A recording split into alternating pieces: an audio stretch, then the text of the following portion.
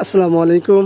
আবারও হাজির হলাম আপনাদের মাঝে নতুন আরেকটি ভিডিও নিয়ে। আপনারা দেখতে পাচ্ছেন আমাদের সামনে একটি এইচপি ব্র্যান্ডের মনিটর আছে এবং এটির সমস্যা অলরেডি দেখতে পাচ্ছি আমরা যে পাওয়ার আছে নো ডিসপ্লে। তো এখানে আসলে পাওয়ার আছে নো ডিসপ্লে, এখানেই মডেল দেওয়া আছে। আমরা যদি দেখতে চাই দেখতে পারি HP LB1911। তো এটা মূলত হলো 18.5, এটা 19 ইঞ্চি বলে সবাই বিক্রি করে, কারণ হচ্ছে প্যানেলটি হয় 18.5, ফ্রেম সহ 19 ইঞ্চি। তো এটা সমস্যা অলরেডি আমরা দেখতে পাচ্ছি যে পাওয়ার আছে নো ডিসপ্লে। আমরা পাওয়ারটা একবার প্রয়োজন অফ করে অন করে দেখি। এই হলো পাওয়ার অফ এবং অন করে দেখি কোনো কিছু আসে কিনা। কোনো কিছুই আসে না। তো এটা নো পাওয়ার। মূল বিষয় হলো পাওয়ার আছে নো ডিসপ্লে আমরা বলতে পারি, কারণ এটা মূলত নো ডিসপ্লে। এখন নো ডিসপ্লে কেন? ব্যাকলাইট অন হচ্ছে না, না ভিডিও বোর্ড থেকে সিগন্যাল দিচ্ছে না, কোনটা? কারণ হচ্ছে ব্যাকলাইট তখনই অন হবে যখন ভিডিও বোর্ড থেকে সিগন্যাল দিবে। তো আমরা খুলে দেখি, তারপরে বিস্তারিত আলাপ। ব্যাক পার্ট খুলে ফেলেছি আমরা। এখানে কি আছে? স্বাভাবিকভাবে ময়লা আবর্জনা যতটুকু থাকার কথা ততটুকুই আছে। প্যানেলটি হলো এটা সিলিং প্যানেল, আর দেখতে পাচ্ছেন প্যানেল হলো আপনার রেমন সিস্টেম, ব্যাক লাইটের যে কেবল দেখতে পাচ্ছেন। এখন দেখি আমরা সার্কিট বোর্ডটি খুলে দেখি। সব কিছু খুলতে হবে, এগুলো খুলে নিয়ে দেখি। ব্যাক পার্ট আমরা সার্কিটটি ওখান থেকে খুলেছি, কিন্তু এখানে কি কোনো কিছু দেখতে পাচ্ছি? কোনো ফিজিক্যাল ড্যামেজ? এইগুলো আমাদের এই পাশটা হলো আমাদের ইনভার্টার সেকশন, এখানে তো কোনো কিছু দেখা যাচ্ছে না। তো আমরা সম্পূর্ণটা খুলি, তারপর দেখি। এখন আমরা বোর্ডটি খুলেছি। বোর্ড খোলার পরও বোর্ডের কোনো ফিজিক্যাল ড্যামেজ দেখতে পাচ্ছি না। অনেক ক্ষেত্রে আমাদের এই যে ক্যাপাসিটরগুলো খারাপ থাকে, তো এখানে ক্যাপাসিটরও খারাপ না, কোনো পার্টসও খারাপ দেখা যাচ্ছে না। এই মুহূর্তে আমাদের ভিডিও বোর্ডে কী অবস্থা? কারণ হচ্ছে ভিডিও বোর্ড থেকে কিন্তু অনেক সময় সুইচিং ভোল্টেজ না দিলে সেক্ষেত্রে ইনভার্টার রান হয় না। তো এখানে কিছু ময়লা দেখা যাচ্ছে, আপনারা নিশ্চয়ই দেখতে পাচ্ছেন, প্রচুর পরিমাণ ফাঙ্গাস।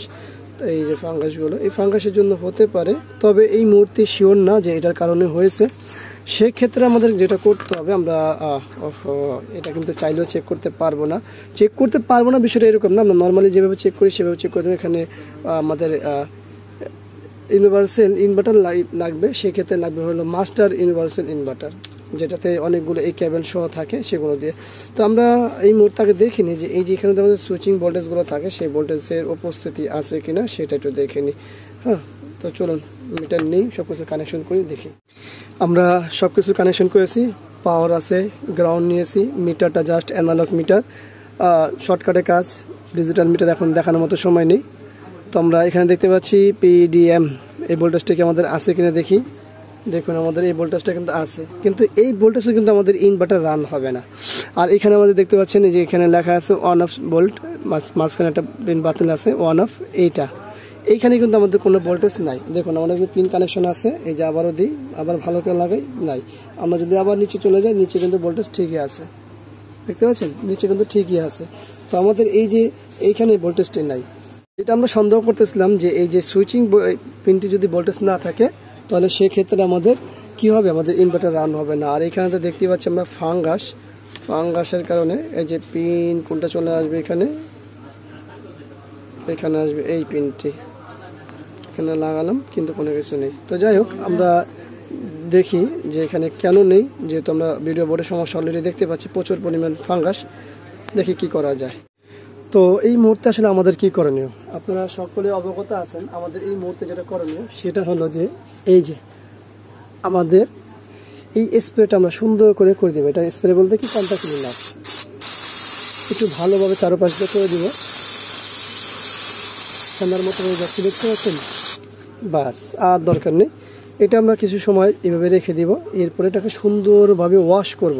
কারণ হচ্ছে এরপরে হলো আমাদের রেজাল্ট আসবে আমরা কি করব বা কি করতে পারি। সাধারণত এটা হলো কার্ডের সমস্যা হয়, তো যেহেতু প্রচুর পরিমাণ ফাঙ্গাস আছে, ফাঙ্গাসগুলো ক্লিয়ার করব, তারপরেই দেখবো যে আমাদের সুইচিং ভোল্টেজ চলে আসে কিনা। যদি সুইচিং ভোল্টেজ চলে আসে তাহলে তো আমাদের কার্ড রিপেয়ার হয়ে গেল, আমাদের আর কিছু করতে হবে না।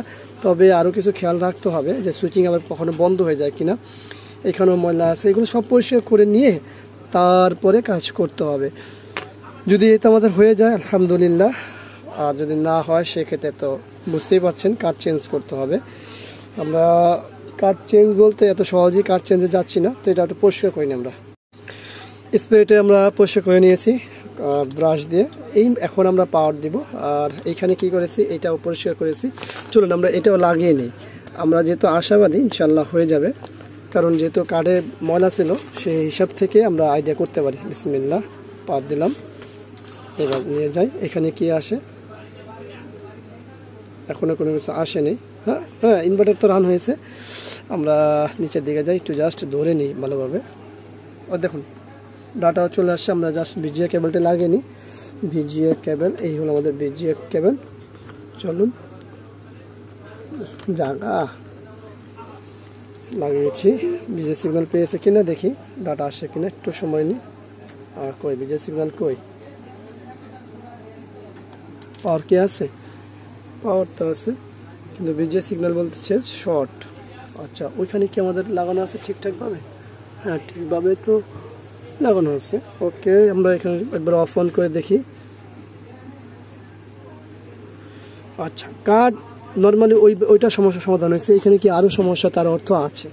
তাই এই সমস্যা সমাধান কিভাবে করবো আমরা, এটা সমাধান হয়ে যাবে ইনশাল্লাহ। দেখি।